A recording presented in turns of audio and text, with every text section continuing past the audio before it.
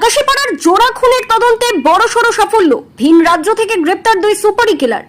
ধৃতেরা হলো নাকাশীপাড়া থানার গিরিধারীপুরের বাসিন্দা জাহাঙ্গীর শেখ এবং হরনগরের বাসিন্দা আমিন শেখ। জুব্বারের স্ত্রী ফতেমা বিবির নির্দেশে খুন করে ভিন রাজ্যে গা ঢাকা দিয়েছিল বলে দাবি করেছে ধৃতরা। জাহাঙ্গীরকে উড়িষ্যা থেকে এবং আমিনকে কর্ণাটক থেকে গ্রেপ্তার করা হয়েছে। মঙ্গলবার রাতেই তাদের ট্রানজিট রিমান্ডে নাকাশীপাড়া থানায় নিয়ে আসা হয়। বুধবার তাদের কৃষ্ণনগর জেলা আদালতে পাঠানো হলে বিচারক 8 দিনের পুলিশ হেফাজতের নির্দেশ দিয়েছেন। উল্লেখ্য, গত 15ই আগস্ট স্বাধীনতা দিবসের রাতে বাড়ি ফেরার পথে নাগাদি রেলগেটের কাছে দুষ্কৃতী হামলায় খুন হন কংগ্রেস নেতা আনিসুর রহমান ও তার ছেলে আবু সুফিয়ান।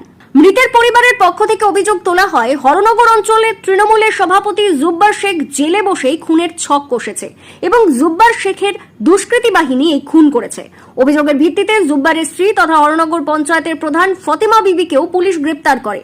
ধৃতদের জেরা করে আগে শার্প শুটার তৌফিক শেখ সহ 10 জনকে পুলিশ গ্রেপ্তার করেছিল।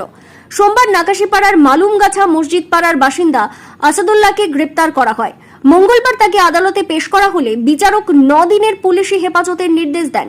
এছাড়াও মঙ্গলবার রাতে ভিন রাজ্য থেকে ধৃত জাহাঙ্গীর শেখ ও আমিন শেখকে ট্রানজিট রিমান্ডে নাকাশীপাড়া থানায় নিয়ে আসা হয়।